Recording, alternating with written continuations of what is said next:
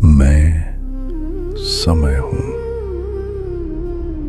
मैंने अपने गर्भ से सभ्यताओं को पनपते देखा है।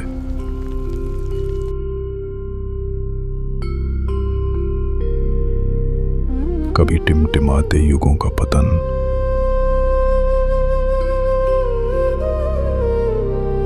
तो कभी इस संसार के उत्थान का आह्वान।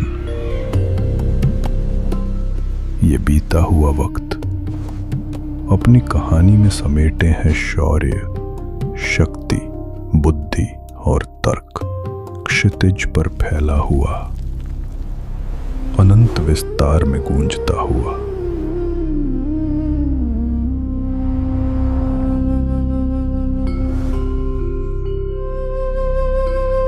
मैं तुम्हें एक प्रसंग दिखाता हूं जहां शक्ति अपनी चरम सीमा पर थी और ज्ञान अपने गौरव में अडिग। वो क्षण जब दो भाई सामने खड़े थे।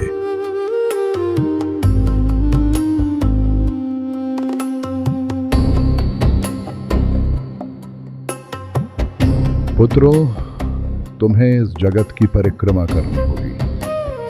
जो विजयी होगा वही सबसे श्रेष्ठ कहलाएगा। स्मरण रखना, ये केवल शक्ति की परीक्षा नहीं, ये बुद्धि और भक्ति की भी परीक्षा है।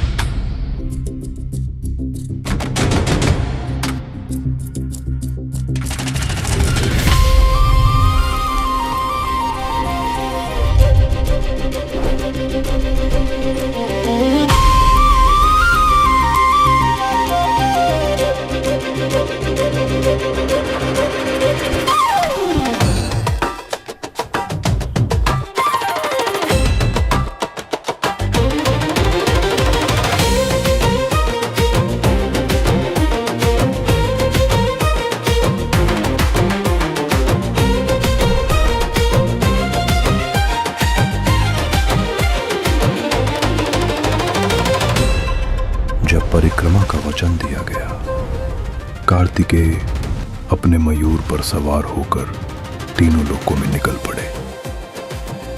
उनकी गति अद्भुत थी, किंतु गणेश ने माता पिता की परिक्रमा की और विजय प्राप्त की।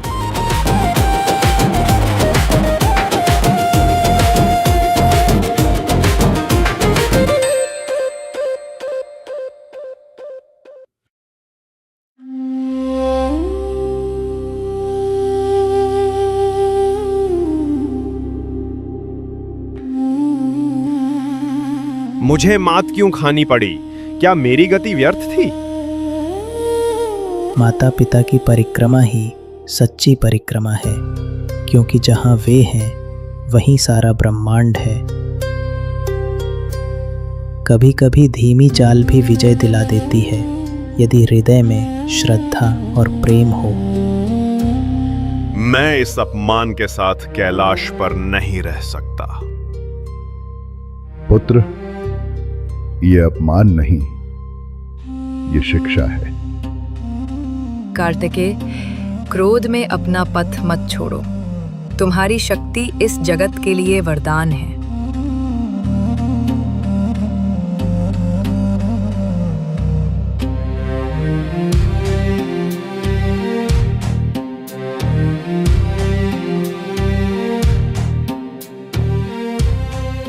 क्रोधित होकर कार्तिकेय दक्षिण की ओर चले गए, किंतु जाते जाते उन्होंने अपनी दिव्य शक्ति का त्याग किया।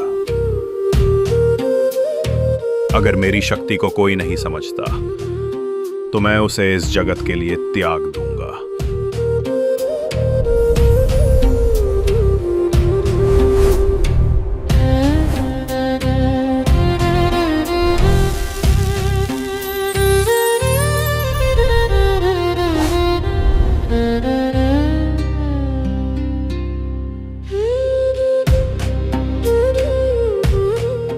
और वे चार ज्योतियां आकाश से उतरकर उस कुंड में समा गईं।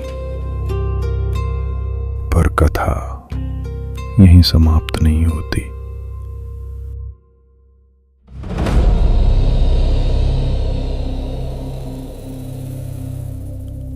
के भीतर भी एक रहस्य छुपा था।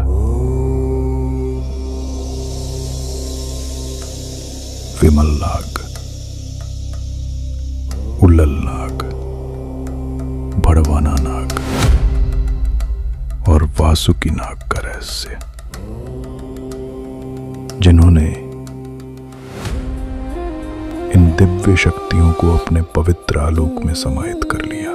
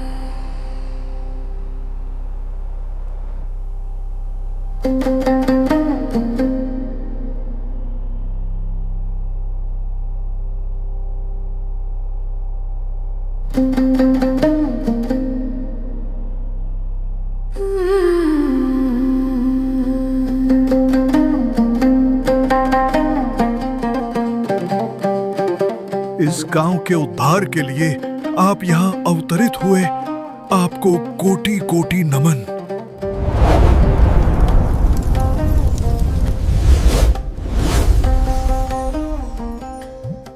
प्रणाम माते। हूणा भाट, तुम्हारी भक्ति की शक्ति के कारण ही ये संभव हो पाया है। तुम्हारे विश्वास ने इस भूमि की भक्ति में आस्था को पुनः जन्म दिया है। पुत्रों, ये भूमि तुम्हारी प्रतीक्षा में थी। हूणा भाट की तपस्या ने तुम्हें बुलाया ताकि अधर्म के अंधकार को धर्म के संतुलन से आस्था और विश्वास के बीज में बदला जा सके। माते, हमारी त्रासदी से आप अवगत हैं। किर्मिक के भय और डर के आतंक से आप ही हमें बचा सकती हैं। माँ, आपकी कृपा से हम इस गांव की रक्षा करेंगे और अधर्म रूपी राक्षस किर्मिक के भय से मुक्त करेंगे।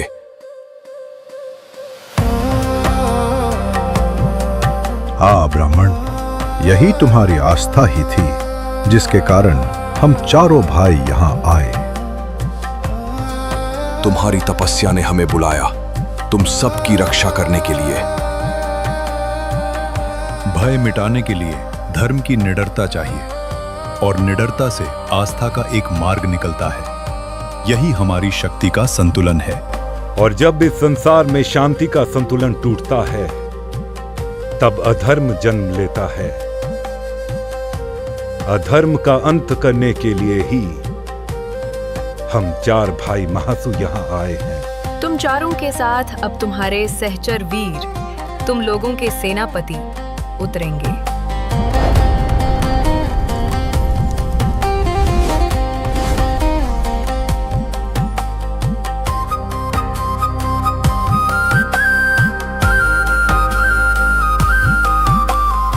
जब तुम चारों दिशाओं में धर्म की रक्षा करोगे, तब ये चारों वीर तुम्हारे साथ खड़े रहेंगे।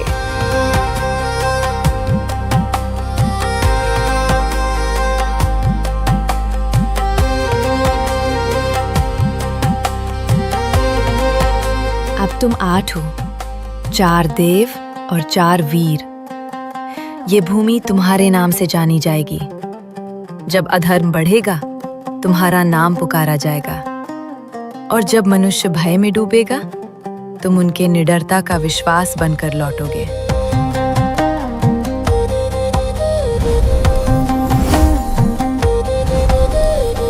बोलो देवलाड़ी माता की जय।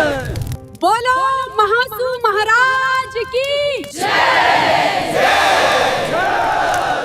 बोलो महासु महाराज की जय।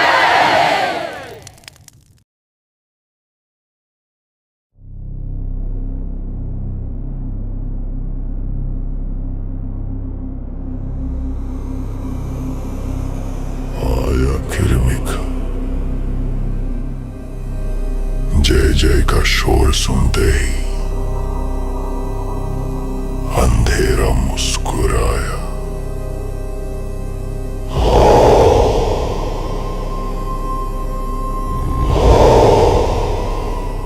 ये कैसा शोर है?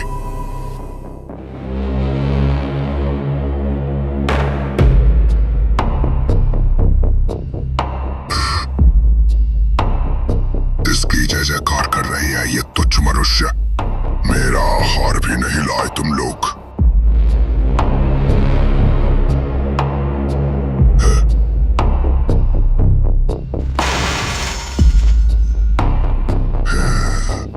इसका दंड शीघ्र ही मिलेगा तुम्हें मनुष्यों।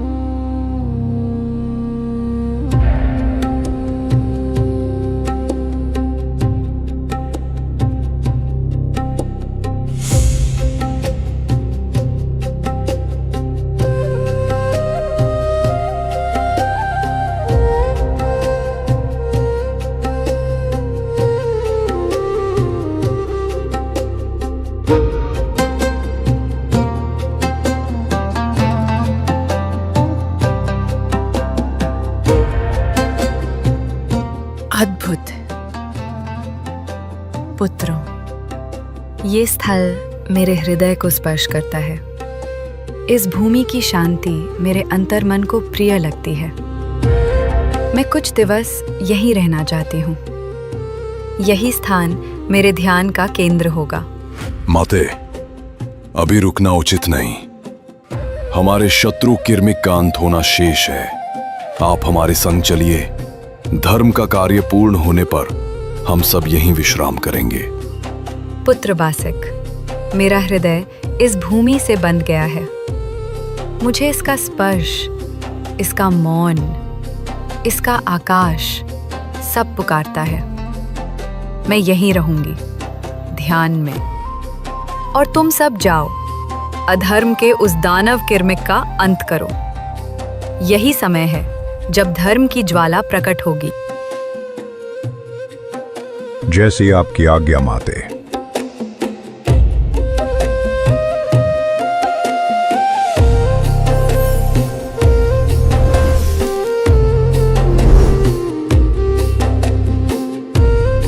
और इसी ओर देवलाड़ी माई अपनी नींव मेंद्रत गांव की पवित्र धरती में स्थापित करती है। यही वो क्षण है जब उनकी दिव्य शक्ति इस भूमि से सदा सदा के लिए जुड़ जाती है।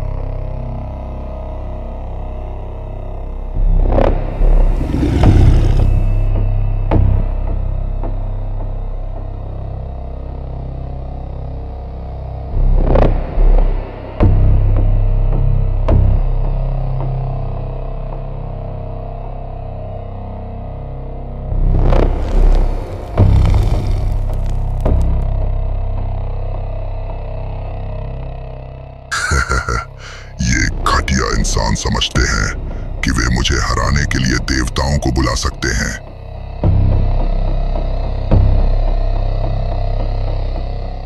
ये इंसान मुझसे लड़ने आए हैं और देवता भी उनके साथ खड़े हैं।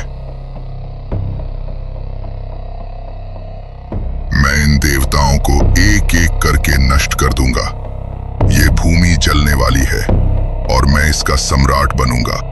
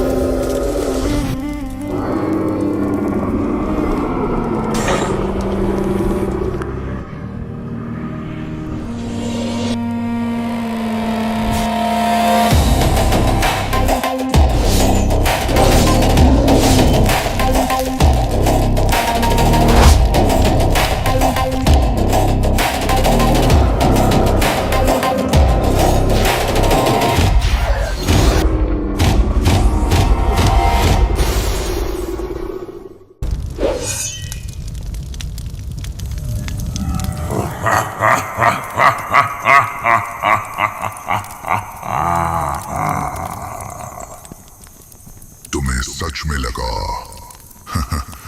कि तुमने मुझे रोक लिया। मैं हारता नहीं, मैं बस इंतजार करता हूं। जब मैं लौटूंगा तब न तलवार बचेगी, न ढाल, न तुम। मैं वापस आऊंगा और इस धरती का आखिरी कण भी राख बना दूंगा। आखिर ये गया कहां? कहीं तो होगा, पर कहां?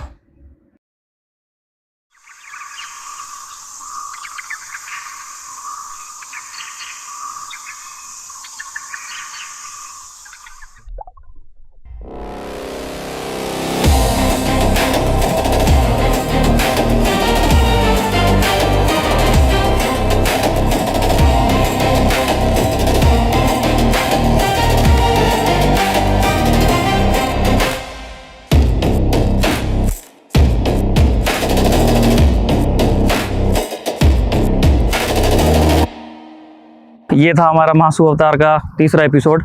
आपको कैसा लगा ये ज़रूर कमेंट में ज़रूर बताइए।